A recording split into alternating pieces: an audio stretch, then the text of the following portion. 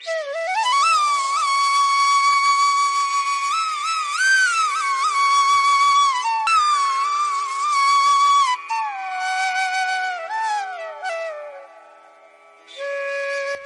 समय पहले की बात है। एक गांव में महिंद्रा नाम का एक गरीब किसान रहता था। उसका बहुत छोटा सा परिवार था। उसके परिवार में एकमात्र उसकी बेटी थी जिसका नाम रानी था।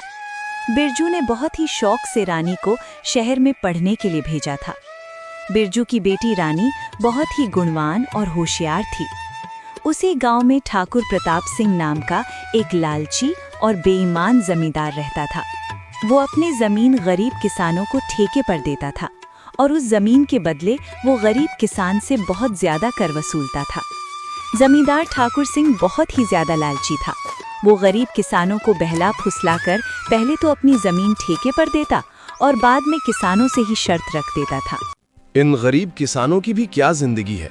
बस 2 वक्त की रोटी के लिए दिन भर काम करते रहते हैं और पूरी जिंदगी 2 वक्त की रोटी के लिए तरसते रहते हैं। और मुझे देखो, मैं बस इन्हें आदेश देता हूँ और समय आने पर सारी फसल हमारे गोदामों में भर जाती है और ये गरीब किसान हमारे आगे जी हुजूरी करते रहते हैं और हमारे सारा काम करते रहते हैं। इसे कहते हैं दिमाग हो तो ठाकुर सिंह के जैसा, वरना ना हो। हाँ मालिक, आप तो यहाँ के जमींदार हैं और किसानों को अपनी मुट्ठी में रखते हैं। इनको कैसे इस्तेमाल करना है यह भली भांति जानते हो। मालिक, यहाँ क्या, अगल बगल की और भी गांव पर आप ही का राज्य है। आपकी मर्जी के बिना तो एक पत्ता भी नहीं हिलता। इसीलिए तो मैं यहाँ का राजा हूँ। मैं इन बेवकूफ किसानों को ऐसी ऐसी शर्त पर जमीन उधार दे रखी है कि मेहनत ये करते हैं और फसल में अपनी मुट्ठी में कर लेता हूँ। आखिर इनकी औकात ही क्या है मेरे सामने। जमींदार अपने नौकर से ये सब बातें कर ही रहा होता है, तभी उसके पास एक महिंद्रा नाम का एक गरीब किसान आता है जो बहुत दुखी और परेशान होता है।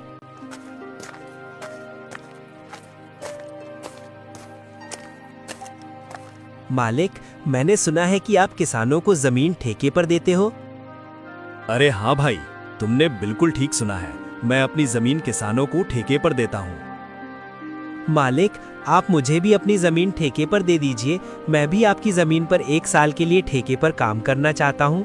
मेरा नाम महेंद्र है और मैं पास के ही गांव रामपुर में रहता हूँ। अच्छा ठीक है महेंद्र, मैं तुम्हें अपनी जमीन ठेके पर दे दूंगा, लेकिन मैं अपनी जमीन ठेके पर देने पहले कुछ शर्त रखता हूँ, ठीक है? ठीक है मालिक, मैं आपकी शर्त मानने के लिए तैयार हूँ। बताइए आपकी क्या शर्त है?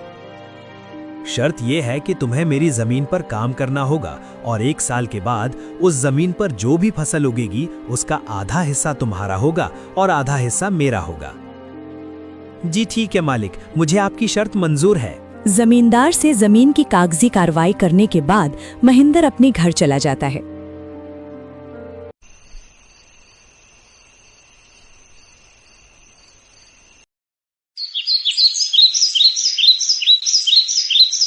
और अगले दिन खेती करने के लिए उस खेत में पहुंच जाता है। चलो, अब जमींदार साहब से जमीन तो ले ली है, अब इसमें खेती करना शुरू कर देता हूँ। उम्मीद है इस जमीन पर अच्छी फसल होगी। मुझे इस जमीन पर बहुत मेहनत करनी होगी, तभी मेरे लिए कुछ बच पाएगा। महिंद्र उस खेत पर दिन रात मेहनत करके फसल उगाता है। कुछ महीनों बाद गेहूं की फसल उगकर तैयार हो जाती है और महिंद्र गेहूं की फसल की कटाई शुरू कर देता है। महिंद्र के उगाए हुए फसलों की खबर जमींदार ठाकुर सिंह के कानों तक पहुंचती है। क्या मालिक, आपको पता नहीं है क्या, आज महिंद्र अपनी फसल की कटाई कर रहा है। इस साल तो महिंद्र ने बहुत अच्छी गेहूं की फसल उगाई है। महिंद्र ने जो गेहूं की फसल उगाई है वो तो एकदम से लहलहा रही थी। महिंद्र ने उसकी कटाई करना शुरू कर दिया है। क्या सच में? ये तो बहुत अच्छी खबर है कि महिंद्र आज फसल की कटाई कर रहा है। चलो चल कर देखते हैं।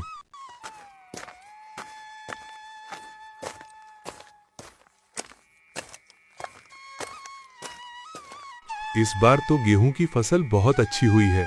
अगर आधी जमींदार साहब भी ले जाएंगे तो फिर भी मेरे पास कुछ तो बच ही जाएगा। अरे महिंद्र, तुमने तो फसल तैयार कर दिया और इस बार की फसल तो बहुत अच्छी लग रही है देखने में। हाँ मालिक, इस बार मैंने गेहूं की फसल लगाई है। इतनी अच्छी गेहूं की फसल उगाने के लिए इस बार मैंने अपना खून पसीना एक कर दिया है। मैंने दिन रात मन लगाकर इस खेत में बहुत मेहनत की है, तब जाकर इतनी अच्छी फसल हो पाई है। इसलिए अब तो मैंने कटाई भी शुरू कर दी है। अरे ओ महेंद्र, ये तो मेरी उपजाऊ जमीन का कमाल है। तुम्हारी मेहनत से कुछ नहीं हुआ है। उपजाऊ जमीन के कारण इतनी अच्छी फसल हुई है। तुम्हारी मेहनत हो या ना हो, फसल तो अच्छी होनी ही थी। मालिक, खेत भले ही उपजाऊ हो, अगर उसमें मेहनत नहीं होगी तो फसल कैसे उगेगी? मैंने बहुत मेहनत की है इस खेत में। ज्यादा मत बोल महेंद्र, मेहनत तो किराए के मजदूर भी करते हैं। असली कमाई का हकदार तो वही है जिसकी जमीन है। शर्त के मुताबिक जल्दी से मेरे फसल का आधा हिस्सा निकाल। चल जल्दी कर, मुझे बहुत सारे काम हैं, मुझे वापस भी जाना है। ये कहकर जमींदार महेंद्र से सारी गेहूं की अच्छी फसल लेकर चला जाता है और खराब फसल महेंद्र पास छोड़ देता है, जिसे देखकर महेंद्र मायूस हो जाता है।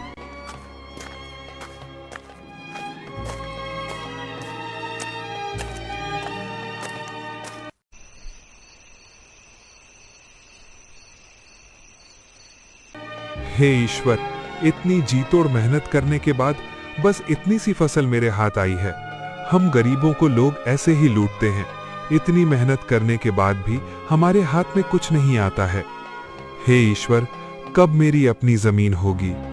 महेंद्र इसी तरह अपनी जिंदगी काट रहा था। कुछ महीनों बाद महेंद्र की बेटी रानी, जो शहर पढ़ने के लिए गई थी, वापस गांव आ जाती है। वापस गांव आने पर जब उसने गांव का नजारा देखा तो उसे बहुत दुख हुआ।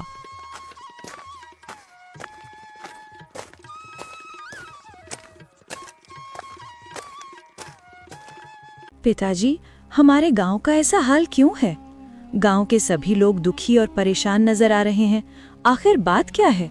रानी बेटा, इस गांव में गरीब किसान की यही किस्मत है। जमींदार ठाकुर सिंह जैसे लोग हमारी गरीबी का फायदा उठाते हैं। मेहनत हम करते हैं और उसका फायदा जमींदार ठाकुर सिंह जैसे लोग खा जाते हैं। हमारे पास ना अपनी जमीन है और ना अधिकार। हम गरीब किसान बस मेहनत करते हैं और भूखे रहते हैं। किसानों की ऐसी दयनीय स्थिति को सुनकर रानी बहुत दुखी हो जाती है। पिताजी, आप चिंता मत कीजिए। अब मैं आ गई हूँ और ये अन्याय अब और नहीं चलेगा। आज से मैं आपके साथ खेतों में काम करूंगी और उस लालची जमींदार को उसी की शर्तों में बांध दूंगी।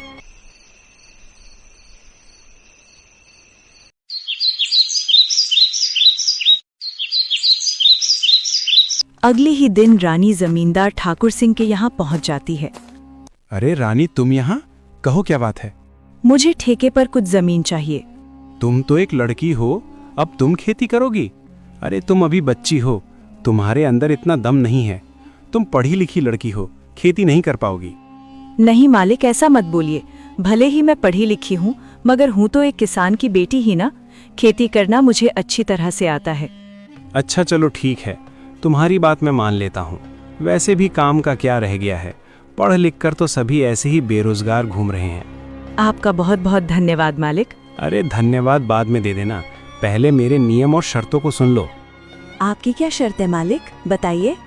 जमींदार ठाकुर सिंह, ये तो बच्ची है। इस बार कुछ ऐसी शर्त बता देता हूँ जिससे इसकी सारी फसल मेरी हो जाएगी। वैसे भी इसके पिता महेंद्र साल में गेहूं ही लगता है, तो ये भी गेहूं ही लगाएगी।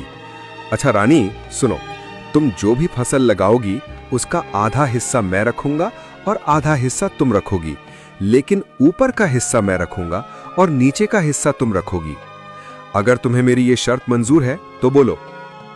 ठीक है मालिक, मुझे आपकी शर्त मंजूर है, ऐसा ही होगा। अगले दिन से रानी अपने पिता के साथ खेतों पर काम करना शुरू कर देती है। रानी ने इस बार धान के बजाय प्याज की फसल लगाई और कुछ महीने बाद फसल तैयार हो गई। प्याज की फसल इस बार बहुत अच्छी हुई थी। अब रानी और उसके पिता दोनों खेत से प्याज की फसल निकालने लग जाते हैं। फसल की खबर मिलते ही जमींदार ठाकुर सिंह रानी के पास आता है। अरे रानी, शर्त तो याद है ना तुम्हें? हाँ मालिक, मुझे सब कुछ याद है। आधा आपका और आधा मेरा, और आपने कहा था कि ऊपर का हिस्सा आपका होगा और नीचे वाला का हिस्सा मेरा होगा। देखिए मालिक, इसने तो चालाकी कर दी। ये धान की फसल नहीं है, ये तो प्याज की फसल है। अरे ये क्या रानी, इस बार तुमने प्याज लगाया है? ये तो आप ही की शर्त थी मालिक, और आपने ही शर्त बताई थी, और अब आप ही शर्त मानने को तैयार नहीं हैं। अरे लेकिन मैं इस घास फूस को लेकर क्या करूंगा, जबकि सारे प्याज तो तुम ले रही हो।